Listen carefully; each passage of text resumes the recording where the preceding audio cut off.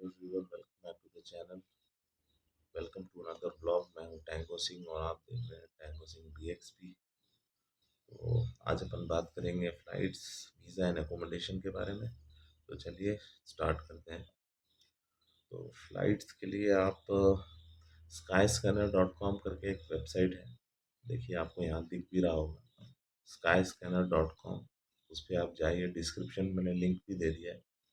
आप वहाँ से जा सकते हैं और वहाँ से क्या है कि जब आप डालेंगे, यानी आप जहाँ से जा रहे हैं, जैसे इंडिया से दिल्ली से जा रहे हैं तो न्यू दिल्ली टू दुबई, तो आपको वो अलग अलग फ़्लाइट्स क्या बोलते हैं कंपेयर करके दे देगा कि कौन सी कितनी सस्ती है, कौन सी क्या है। तो स्काई स्कैनर इस मामले में बहुत सही, मैं आज से नहीं बहुत पहले से यूज़ कर रहा हूँ। अच्छी वेब, अच्छा अच्छा पोर्टल है। तो स्काई स्कैनर से ही आप, जितना मैंने मेरे दोस्तों से पूछा है, कोशिश कीजिए आप दिल्ली से जाएं। दिल्ली में क्या है कि इमिग्रेशन थोड़ा सा लाइट है। मुंबई में इमिग्रेशन वाले थोड़ा नाटक करते हैं, ये बहुत से लोगों से मैंने सुना है। तो आप कोशिश कीजिए दिल्ली से जाएं। दिल्ली से इमिग्रेशन उतना लाइट का मतलब ये नहीं कि कुछ पूछते ही नहीं, कुछ नहीं है, लेकिन फिर भी थोड़ा सा इजी है as compared to Mumbai. Mumbai में लोग इमिग्रेशन वाले परेशान करते हैं, ऐसा मुझे सुनने में आया है।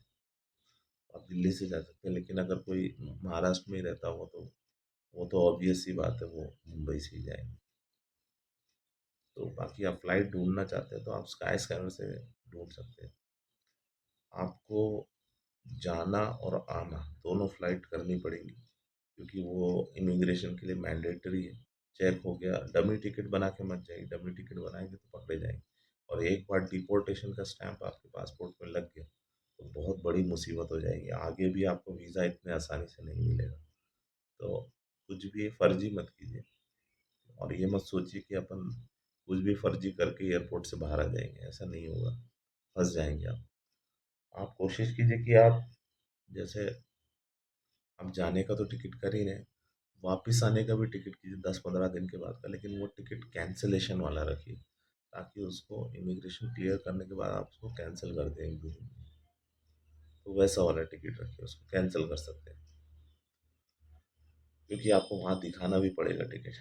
पहले डमी टिकट चल जाता था, अब डमी टिकट नहीं चल रहा है। तो ध्यान रखिए इस बात का।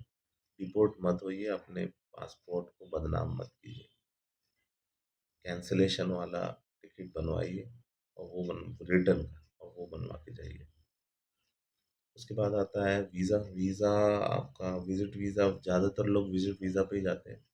अभी एक जॉब सीकर वीज़ा भी आया है, जॉब सीकर वीज़ा के लिए भी अप्लाई कर सकते हैं। तो जॉब सीकर वीज़ा के लिए ग्रेजुएशन मस्ट है, ग्रेजुएशन चाहिए। वो आप उनके वेबसाइट पे जाएंगे, मैं साइट में आपको दे दूंगा और डिस्क्रिप्शन में लिंक भी दे दूंगा। उनकी वेबसाइट पे आपको सब दिख जाएगा, वीज़ा का क्या है रिक्वायरमेंट, एलिजिबिलिटी क्या है। विजिट वीज़ा के लिए तो कुछ नहीं है, पासपोर्ट और आपका क्या बोलते हैं आईडी चाहिए, और फ़ोटो वगैरह चाहिए बस। और फ़ोटो आपकी क्लियर होनी चाहिए। फ़ोटो का साइज़, पासपोर्ट साइज़ फ़ोटो जो है उसका ध्यान रखिएगा। तो फ़ोटो वगैरह जिस साइज़ में बोलिए, जिस रिज़ॉल्यूशन में बोलिए, उस रिज़ॉल्यूशन में रखिएगा। वीज़ा के लिए जो जो मांगा है वो चीज़ एकदम एक्यूरेसी से दीजिएगा। ऐसा ना हो कि वीज़ा रिजेक्ट हो जाए, वैसे होता नहीं है, लेकिन फिर भी ध्यान रखिए। तो एक तो आपका जॉब सीकर वीज़ा, उसके बाद विजिट वीज़ा, उसके बाद एम्प्लॉयमेंट वीज़ा। एम्प्लॉयमेंट वीज़ा उनको डायरेक्ट मिलता है जिनका यहीं से सिलेक्शन हो गया हो। सपोज़ आप किसी एजेंट के थ्रू जा रहे हैं, जेन्युइन एजेंट के थ्रू, जेन्युइन एजेंट जैसे कि G.Ghi वाला, मैं एक ही को जानता हूँ, बाकी और भी आप ढूंढ सकते हैं, जो पैसे नहीं लेते। सीधी सी बात, जो पैसे लेता है वो तो भाई उसकी कोई गारंटी नहीं है, लेकिन जो पैसे नहीं ले रहा है वो एजेंट ही थोड़ा सा ठीक है।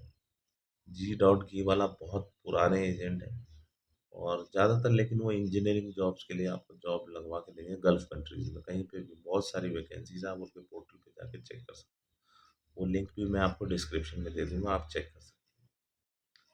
तो किसी भी एजेंट के चक्कर में मत फँसिए, एजेंट बहुत है। गल्फ़ कंट्रीज़ में स्कैम बहुत होता है, इसलिए गलत जगह मत फँसिए। तो जो एजेंट के थ्रू जाते हैं, आप यूट्यूब पे भी आपको बहुत सारे एजेंट मिल जाएँगे, लेकिन ध्यान रखिएगा जो पैसे ले रहा है वो तो सही एजेंट नहीं होगा। थोड़ा बहुत ही जो चार्ज लेते हैं वही लोग सही है। जो हम सब के पास कोई, जैसे मैं अपनी बात करूँगा तो बहुत सारा पैसा है नहीं मेरे पास। ऑब्वियस सी बात है, पैसा कमाने ही जा रहे हैं। पैसा कमाने के लिए आदमी नौकरी करता है।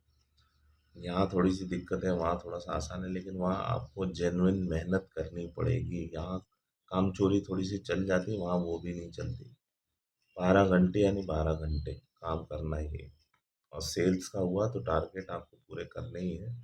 मेहनत करनी पड़ेगी आपको कुछ अचीव करने के लिए, लेकिन मेहनत का फल यहाँ हो सकता है ना मिले अपने देश में, लेकिन वहाँ ज़रूर मिल जाएगा। तो इस चीज़ का ध्यान रखिए। तो एजेंट के थ्रू जा रहे हैं तो एम्प्लॉयमेंट वीज़ा ऑब्वियस सी बात है, लग ही जाएगा आपका, तो फिर तो कोई दिक्कत ही नहीं। लेकिन खुद से जा रहे हैं, फ्रेशर के लिए मैं बोलूँगा आप पहले 1-2 साल का थोड़ा सा एक्सपीरियंस गेन कर लीजिए यहीं पे ही। उसके बाद अगर आप जाएंगे तो थोड़ा सा वैल्यू काउंट होगी।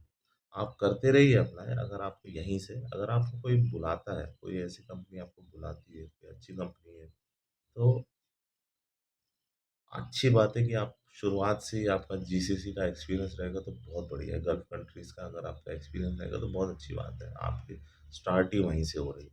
क्योंकि वो थोड़ा सा दिक्कत वाला सीन है। आप फ्रेशर जॉब्स में जाएँगे तो थोड़ा-सा मेहनत ज़्यादा करनी पड़ेगी, थोड़ा छोटा जॉब रहेगा। कुछ नहीं बता सकते कैसे होता है। आजकल तो वहाँ होड़ लगी हुई है। ढेरों लोग वहाँ पे पहुँचते हैं, सबको लगता है बड़े आराम से वहाँ जॉब मिल जाता है, लेकिन ऐसा नहीं है। पहले का सिनेरियो कुछ और था, अब सिनेरियो चेंज हो गया है। तो आप अगर खुद से जा रहे हैं तो जॉब सीकर वीज़ा पे जा सकते हैं, और नहीं तो विज़िट वीज़ा पे जा सकते। जॉब सीकर वीज़ा 90 डेज़ का है, और विज़िट वीज़ा जो है वो 2 महीने का है। 30 डेज़ का भी आता है और 60 दिन का भी आता है, लेकिन वो किसी काम का नहीं है 30 डेज़ वाला। 2 महीने वाला विज़िट वीज़ा निकालिए। लेकिन 2 महीने का मतलब ये नहीं है कि 2 महीने का ही समय है आपके पास जॉब ढूँढने के लिए। जॉब ढूँढने के लिए तो आपके पास 1 से डेढ़ महीने का ही समय है। 15 दिन आपका उसमें जाएगा कि आपको कहीं न कहीं चिपकना है, और वो कंपनी आपका जो विज़िट वीज़ा है उसको एम्प्लॉयमेंट वीज़ा में चेंज करवाए। वो चेंज करवाने के लिए 10 से 15 दिन का समय लगेगा ही लगेगा। ज़्यादा भी लग सकता है, ये आप अपनी कंपनी से बात करके रखिए। तो 1 से 1 महीना ही है देखा जाए तो, अगर टाइम 1 महीना 10 दिन, उसके बाद का जो समय है वो आपका एम्प्लॉयमेंट वीज़ा में कन्वर्ट होने में जाना चाहिए। तो इस बात का ध्यान रखिए। बहुत से लोग ये सोचते हैं कि यहाँ से अप्लाई करके जॉब नहीं मिलती, ऐसा नहीं है। जैसे मैं अपनी बात करूँगा तो 2023 में मैं बड़ौदा जा रहा था एक जॉब के चक्कर में। उस टाइम पे मेरा कोई प्लान नहीं था बाहर जाने का, तो मुझे अल फुतेम से एक ऑफ़र आया था। अल फुतेम एक बहुत बड़ा ग्रुप है दुबई का। मुझे वहाँ से एक ऑफ़र आया था, वर्चुअल इंटरव्यू था, लेकिन वो इंटरव्यू मैंने फिर इग्नोर मार दिया। मैंने खुद ही ने अप्लाई किया था, लेकिन फिर मेरा मन नहीं हुआ तो मैं नहीं गया। मैंने इग्नोर कर दिया, और फिर मैं सोचा कि चलो बड़ौदा चलते हैं, और जो अपना सोचा था कि अब बाहर जाने का तो कोई सीन नहीं।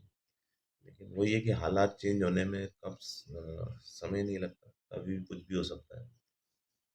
तो अभी का सिनेरियो ऐसा हो गया है कि बाहर चला जाए, और जो भी है धंधा करो चाहे जॉब करो, वहीं धंधा करने के लिए तो अब दुबई में भी थोड़ा सा कंपटीशन ज़्यादा ही है। बहुत से लोग अफ्रीका साइड में जा रहे हैं, क्योंकि वो थोड़ा सा अभी उतनी ज़्यादा खास डेवलप्ड कंट्रीज है नहीं। West Africa side, South Africa की बात नहीं कर रहा, वो बहुत डेवलप्ड है। वेस्ट अफ्रीका में भी बहुत सी कंट्रीज अब बहुत ज़्यादा डेवलप हो गई है। हाँ, यहाँ से भी ज़्यादा अच्छी डेवलप हो रही है। इंडिया में तो क्या ही बोलेंगे। तो बहुत से बिजनेसमैन वहाँ जा रहे हैं, और बिजनेस के लिए आप डिपेंड कर, जैसे मैं खुद बिजनेस के चक्कर में ही जाना चाहता हूँ, लेकिन शुरुआत में क्या, यहाँ का तो मुझे मालूम है, लेकिन वहाँ का मुझे मालूम नहीं कि क्या बिजनेस रहेगा, कैसे रहेगा। तो पहले जॉब 1-2 साल जॉब करके थोड़ा सा पैसा भी इकट्ठा हो जाए, थोड़ा सा पैसा, और जितना, और कम से कम ये एक्सपीरियंस मिल जाएगा कि कौन सा धंधा शुरू करना चाहिए, कौन सा नहीं करना चाहिए। तो ये सब नॉलेज थोड़ा सा लेना पड़ता है। बाकी जिसके पास करोड़ों से है तो वो तो कुछ भी कर सकता है। 6 महीना रह के आ जाओ वहाँ पे, फ्रीलांस वीज़ा आता है, तो वो तो मेरे ख्याल से 1 साल का है शायद। तो आप आराम से वहाँ रहिए और ढूँढिए कौन सा धंधा करना चाहिए, क्या करना चाहिए। जिसके पास पैसा है वो तो कुछ भी कर सकता है, जिसके पास नहीं है उसके पास ज़्यादा ऑप्शन नहीं है।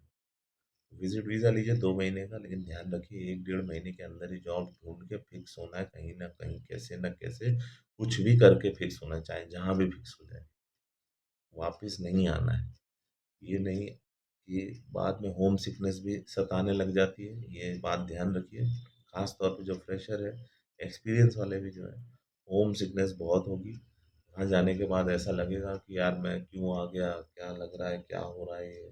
घर चले जाता हूँ, मैं तो 20,000 में ही खुश हूँ वहाँ पे। भाई साहब ऐसा है, ये दिमाग अपना अभी से तैयार करके जाइए कि वापिस आने का सीन नहीं हो सकता। पैसा इकट्ठा करके जा रहे हैं, यहाँ 20,000 कमाएँगे आज, 5 साल के बाद 30,000 ही कमाओगे। ये यहाँ का सीन है। ज़्यादा से ज़्यादा 50 कमाओ, लेकिन वहाँ 20,000 कमाओगे, 5 साल के बाद हो सकता है वहाँ ढाई 3 लाख भी कमा रहे हो। हालाँकि उसमें कॉस्टिंग भी आती है। होम कंट्री में रहने के अपने फ़ायदे हैं, लेकिन जब आपकी सैलरी एटलीस्ट 50,000 पहुँच गई, 35-40, अच्छी सैलरी हो आपकी, यानी एवरेज सैलरी ना हो, जिसकी 22, 25, 20, 30 ये सैलरी ना हो, 50 हो, 50 के ऊपर जा रही हो सैलरी, तो ठीक है। लेकिन खर्चे यहाँ पर भी आज के ज़माने में, इंडिया बहुत ज़्यादा डेवलप हो गया है, तो आपको मालूम ही है, मैं क्या बोलूँ इस बारे में, गलत हो जाएगा। तो खर्चे भी बहुत ज़्यादा हैं, सरकार को टैक्स भी देना पड़ता है। ज़्यादा डेवलप कंट्री में रहने का ये थोड़ा-सा है कि दुबई क्या उतना डेवलप नहीं है ना, है कि नहीं? चलिए छोड़िए ये बातें, कहाँ की कहाँ पहुँच जाएँगी, तो अंदर की चीज़ें बाहर आ जाएँगी, तो रहने दीजिए। तो वो आपका पर्सनल है, आप कहीं पे भी जा रहे हैं, आप थोड़ा स्टडी करके जाइए और उस हिसाब से जाइए कि आप वहाँ जाएँगे तो आपका एक्सपेंस जो भी है अकोमोडेशन का, खाने का, एजेंट के थ्रू जा रहे हैं तो आपको अकोमोडेशन की तो कोई ज़्यादा प्रॉब्लम नहीं आएगी, वो जिस कंपनी में आप जाएँगे वो आपको अकोमोडेशन प्रोवाइड करती है, बस खाने का आपको देना है। कहीं-कहीं अगर कोई रिमोट एरिया है, जैसे कोई माइन है या कोई ऑयल एंड गैस का कोई फ़ील्ड है, तो वहाँ पे तो खाना भी मिलेगा, तो वहाँ कोई दिक्कत नहीं आएगी। लेकिन अगर आप शहर के अंदर जॉब कर रहे हैं, तो आपको क्या बोलते हैं, खाने का खुद से करना पड़ेगा। लेकिन आप अगर खुद से जा रहे हैं, तो आपको अकोमोडेशन भी देखना पड़ेगा, सारे खर्चे आपके हैं फिर। ट्रांसपोर्टेशन भी देखना पड़ेगा, मेट्रो से जाओगे, बस से जाओगे। इंडस्ट्री में, फैक्ट्रीज़ में वो चीज़ का एक बेनिफिट है। इसलिए 2,500 वाला हो सकता है आपसे ज़्यादा बचा रहा हो, आप 5,000 कमा के भी नहीं बचा पा रहे हो। तो ये चीज़ है, एक्सपेंस मैटर करता है बहुत, और दुबई एक एक्सपेंसिव कंट्री है, ज़्यादा डेवलप नहीं है इसी, समझ सकते हो आप। तो चलिए अब बात करते हैं, वीज़ा की बात हो गई, अब बात करते हैं एकोमोडेशन की। बहुत सारे टाइप के एकोमोडेशन है। बेड स्पेस की बात करें तो एकोमोडेशन का मैं आपको एक बहुत ज़रूरी बात बता दूँ, बहुत से लोग ये सोचते हैं, जैसे कि मैं भी ये चीज़ ढूँढ रहा था कि एकोमोडेशन जो आपको इमिग्रेशन में दिखाना है, वो कितने दिन का दिखाना है। एकोमोडेशन का ऐसा है, आपकी सपोज़ मैंने कल की टिकट की, तो कल से 15 दिन बाद की मेरी रिटर्न टिकट है, भले ही मेरा 2 महीने का है वीज़ा, तो मैं जो रिटर्न टिकट करूँगा, वो मेरी कैंसलेशन वाली होगी, वो मैं कैंसल कर दूँगा। लेकिन मुझे इमिग्रेशन में वो चीज़ दिखानी है कि मेरा जाने से लेके रिटर्न तक का जो एकोमोडेशन है, उसका प्रूफ़ मुझे वहाँ पे देना पड़ेगा। तो एकोमोडेशन उसका उतने दिन का आप करके रखिए। पैसे मत भरिए, कुछ जगह पे पैसे 2 पार्ट में या 3, 2 पार्ट में उसको बाँट दीजिए। आप शुरुआत में 2 दिन होटल में रहिए, जहाँ पे भी आप रहना चाहते हैं बेड स्पेस पे वैसे रहिए। या अगर आप पूरे महीने का आपने बेड स्पेस कर लिया तो वेल एंड गुड, कोई दिक्कत नहीं है। तो फिर आप उस हिसाब से, लेकिन आपका एकोमोडेशन और आपकी फ्लाइट मैच करनी चाहिए। 1 महीने का बेड स्पेस आपने बुक कर रखा है, तो 1 महीने बाद की रिटर्न टिकट भी आपको दिखानी पड़ेगी। कभी-कभी कुछ भी नहीं पूछते वहाँ पे, बहुत से बार कुछ नहीं पूछते हैं। इंडियंस के साथ ये चीज़ है, लेकिन बहुत सी बार पूछ भी लेते हैं। तो हमें चांस नहीं लेना, डिपोर्ट नहीं होना है, हमें वहाँ जाके जॉब ढूँढना है। तो इस चीज़ का ध्यान रखिए। रिटर्न टिकट डमी वाली मत बनाइए, डमी टिकट अब नहीं चलती। कैंसलेशन वाली बनाइए ताकि उसको कैंसल कर दें। और एकोमोडेशन, रिटर्न टिकट जाने से लेके वापस आने तक का जो आपका टिकट है, उसके बीच का एकोमोडेशन का प्रूफ आपको देना पड़ेगा। तो वो आप एक बना के रखिए, भले ही आप उसमें पैसा मत दीजिए, सिर्फ बुकिंग रखिए। या 2 एकोमोडेशन कर लीजिए, जैसा भी है। अगर आप पूरा बेड शुरुआत से ही बेड स्पेस में जा रहे हैं तो कोई दिक्कत नहीं। लेकिन अगर आप शुरुआत में 1-2 दिन होटल में रहेंगे, फिर उसके बाद आप वहीं जाके बेड स्पेस ढूँढेंगे, तो फिर वैसा है। लेकिन बेड स्पेस पहले ही ढूँढ के जाइए क्योंकि मिलते नहीं हैं। मैं जुलाई में ढूँढ रहा था, अक्टूबर के बेड स्पेस नहीं मिल रहे थे। ये फैक्ट है। बेड स्पेस ढूँढने के लिए दुविज़न यहाँ दे दूँगा और सबके लिंक डिस्क्रिप्शन में रहेंगे। दुविज़न, बायथ, ये 2 वेबसाइट हैं, इस पे आपको, और बायूत करके भी एक है, तो उस पे भी देख उस पे भी आप एकोमोडेशन ढूँढ सकते हैं। बेड स्पेस ढेरों हैं। 550 दिरहम से शुरू हो जाते हैं बेड स्पेस मंथली, और फिर उसके बाद डिपेंड करता है कि आप कितना पैसा डाल रहे हैं। 1000, 1500 भी जाता है। जितना ज़्यादा पैसा डालेंगे उतना ज़्यादा रिजल्ट मिलेगा। वो सीधी सी बात है, जैसा पैसा वैसा घी। तो ये चीज़ का ध्यान रखिए। उसके बाद आता है पार्टीशन। पार्टीशन अभी इल्लीगल है वहाँ पे दुबई में बहुत सी जगह पे, लेकिन फिर भी पार्टीशन चल रहा है, बहुत से लोग रह रहे हैं पार्टीशन में। तो पार्टीशन देख सकते हैं वहाँ क्या है कि एक कमरा है, जैसे सपोज ये एक रूम है, इस रूम के अंदर में मैंने 3 रूम निकाल दिए, छोटे छोटे कमरे रहते हैं उसमें। एक रूम में हो सकता है कि ऊपर नीचे वाले बेड रहे, 2 लोग रहे। हो सकता है कि एक रूम में एक ही बंदा रहे। हो सकता है कि एक रूम में उसी पार्टी एक रूम में अटैच्ड वॉशरूम रहे। हो सकता है कि एक पूरे फ्लैट में कॉमन रहे। तो ये पार्टीशन वाला स्पेस है, वो थोड़ा सा महंगा रहता है। 800-900 दिरहम के बाद शुरू होता है वो मंथली। तो जितना जाओ उसमें भी सेम सीन है, जितना ज़्यादा पैसा डालोगे वैसा आपको रिजल्ट मिलेगा। उसके बाद आता है स्टूडियो अपार्टमेंट। तो स्टूडियो तो आपका 1800 के बाद शुरू होता है। बहुत से सस्ते भी हैं, 2000, 2500, 2000, 2200 वाले भी हैं, 1800, 1500 वाले भी हैं। लेकिन बात वही आती है, जितना कम पैसा डालोगे उतना ही वो दूर होगा या कुछ ना कुछ वहाँ पे प्रॉब्लम होगी, इसलिए उसका रेंट कम है। जितना ज़्यादा आप पैसा डालेंगे वैसा आपको रिजल्ट मिलेगा। उसके बाद आता है 1 BHK। तो ये शुरुआत में जब आप जॉब ढूंढने जाते हैं तो आप बेड स्पेस में रहिए, पैसे बचाइए, वो पैसा आपका काम आ सकता है। अगर हो सकता है आपको आपका विजिट वीज़ा 1 महीने के लिए एक्सटेंड करना पड़ जाए, अगर आपका एम्प्लॉयमेंट में कन्वर्ट हो रहा है वीज़ा, तो आपको दिन कम पड़ रहे हैं तो आपका विजिट वीज़ा एक्सटेंड भी होना पड़ सकता है। तो उसके लिए 1000-1500 दिरहम के आसपास कुछ तो भी लगता है। अगर आपकी कंपनी ने पे कर दिया तो बहुत अच्छी बात है, और अगर नहीं किया तो वो आपको अपनी जेब से लगाना है। तो उसके लिए वो चीज़ आप ध्यान रखिए, आपके पास उतना बजट होना चाहिए, क्योंकि उसमें फिर वो ओमान भेजेंगे, ओमान से फिर चेकआउट करके फिर वहाँ से वापस इन करके आ पाएंगे, इन आउट करके आ पाएंगे, तो वो एक खर्चा है वहाँ का। तो विजिट वीज़ा जब एक्सटेंड होता है तो 1 महीने के लिए ही होता है, 30 डेज के लिए। तो इस चीज़ का ध्यान रखिए, पैसा बचाइए, शुरुआत में बेड स्पेस में रहिए। एक बार जॉब लग गई, कन्फर्म हो गया, वीज़ा वीज़ा सब आपका प्रोसेस शुरू हो गया, उसके बाद आप पार्टीशन ढूंढ सकते हो। पार्टीशन में ये है कि आपका सामान वगैरह सब प्राइवेसी में रखा रहेगा। बेड स्पेस में ऑब्वियस सी बात है, ढेरों लोग हैं, कौन कैसा है कोई नहीं बता सकता। सामान चोरी होने का भी थोड़ा बहुत डर है। ऐसा नहीं है कि दुबई में कहीं भी सामान रख दिया तो चोरी नहीं होती। जहाँ कैमरा नहीं है, सीधी सी बात है, सब सीसीटीवी का खेल है। लेकिन रूम के अंदर कौन देखने आता है, तो बात ऐसी है। तो इस चीज़ का ध्यान रखें। बाकी इंडियन ही इंडियन है वहाँ पे, इंडियन की तादाद बहुत ज़्यादा है, तो इसलिए ध्यान रखिए, आपकी सेफ्टी आपके हाथ में।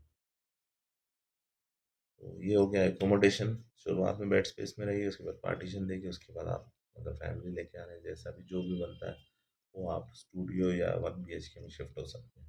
2000 दिरहम से शुरू हो जाते हैं। बस वो दूरी थोड़ा-सा हो सकता है कि जितना कम रेंट रहेगा उतना ज़्यादा दूर रहेगा आपके ऑफ़िस से। आपके ऑफ़िस के लोकेशन के पास ही देखिए, आपका एकोमोडेशन ज़्यादा अच्छा रहेगा। बेड स्पेस शुरुआत में जब जॉब ढूँढने जा रहे हैं तो वो तो कहीं पे भी रह सकता है, उसका कोई पता नहीं है। लेकिन फिर भी डेरा हो गया, अल बर्शा हो गया, तो ये थोड़ा-सा ऐसा है कि मेजर जगह है जहाँ पे लोग बुक करते हैं एकोमोडेशन शुरुआत के लिए, स्टार्टिंग फेज़ के लिए। उम्मीद करता हूँ जितना इन्फॉर्मेशन आपको दिया आपके काम आए। बाकी अगर आपको कुछ लगता है, कुछ आपको पूछना है, किसी का कुछ सवाल है, तो डेफ़िनेटली आप कमेंट में मुझे पूछ सकते हैं, मैं 100% उसका जवाब दूँगा। तो चलिए इस वीडियो को यहीं एंड करता हूँ, नहीं तो वीडियो बहुत लंबा हो गया ऑलरेडी। और मिलता हूँ आपसे एक और नए ब्लॉग में, तब तक के लिए good bye, take care, best of luck and as always Jai Hind.